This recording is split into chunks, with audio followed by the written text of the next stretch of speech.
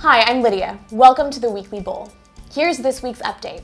Even Steve Forbes is talking about Paul Mueller and Brian Brenberg's latest piece in the New York Post, How Uncle Sam Chases Away U.S. Jobs.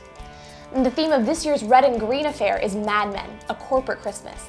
It will be held this Saturday at Redeemer on the Upper West Side. Tickets are $12 and can be purchased online or at the door. The King's College will be performing its first ever musical. It's an original script written by Charles Strouse, the man who brought us musicals including Bye Bye Birdie and Annie.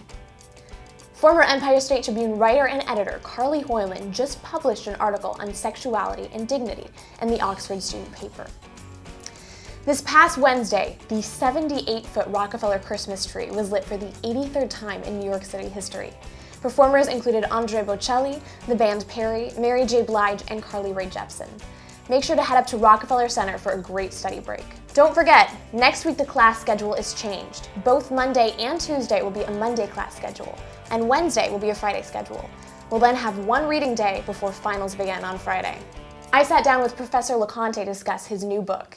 Here's the interview.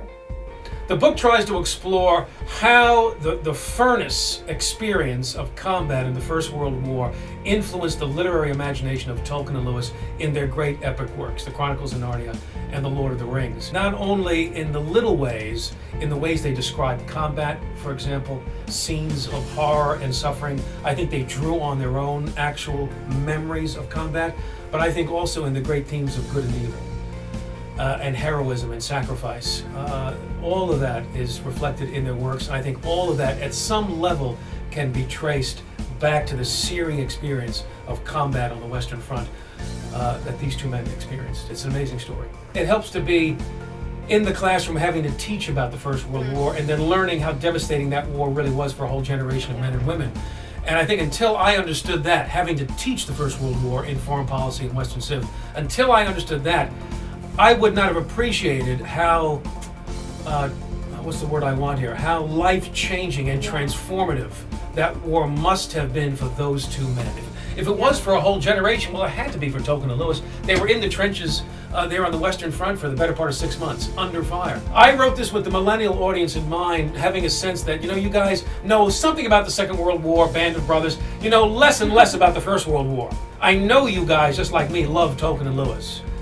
And so I really wanted to help kind of inform your generation, how did these guys produce the great epic works that they produced? And having worked on this book, I have a deeper appreciation now for their achievement. Because when they came out of that war in the 1920s and 1930s, nobody was writing epic stories about heroism, about sacrifice for a noble cause, about the themes of friendship and the way they were writing. So I thought, I think this could really help a young generation really appreciate their achievement in a way that maybe they don't right now.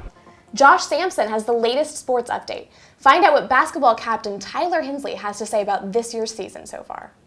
80%. Do you know what that represents? That is the highest winning percentage of any men's basketball team in the HVIAC. And do you know which team that is? Your King's College Lions. After a nail-biting finish against our inferior bitter rivals from Cooper Union, Kings have started the season 4-1, which is the best in the HVIAC. After a strong performance from that game and the previous game against Webb, freshman Javon I Married an Older Than You George was an HVIAC Honorary Player of the Week. Congrats, Javon. Earlier this week, I was able to talk with team captain Tyler Hinsley.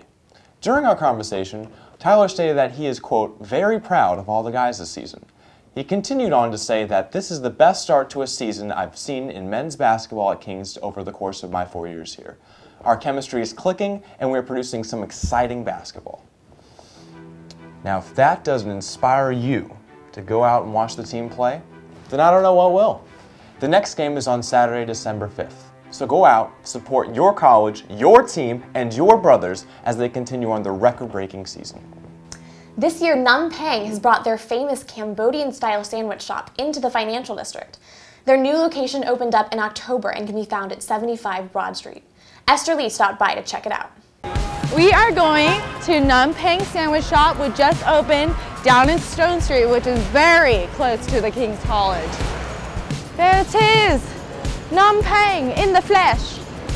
Has a cool vibe.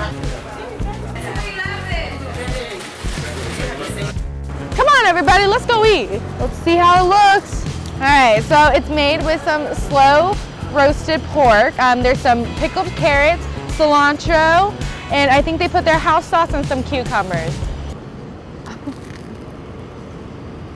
It's really dry at first, like the bread kind of takes over. It might need more sauce. The flavor's really good. There's like a little bit of spice in this hot sauce. There's like a tiny bit of spice. It's like kind of Swedish. It's sweet, salty, and spicy. How much would we rate it? Like a 7 out of 10? Okay, you know, he says 5, I say like a 6.5. It was about $9.25 for this thing. It was pretty good, just not something I would get again. Thanks for joining us. Don't forget to like us on Facebook and give us a follow on Instagram.